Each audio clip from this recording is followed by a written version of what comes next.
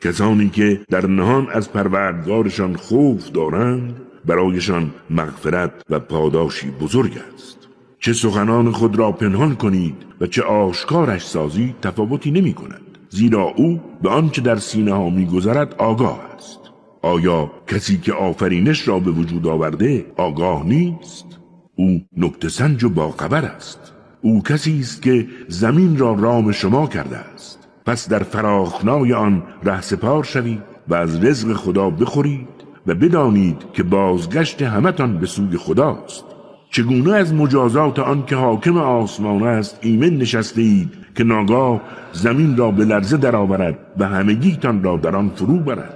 یا چگونه از مجازات حاکم آسمان ایمن نشسته اید که ناگاه تندبادی از سنگریزه بر شما فرستد؟ به زودی خواهید فهمید که بیم دادن من چگونه است.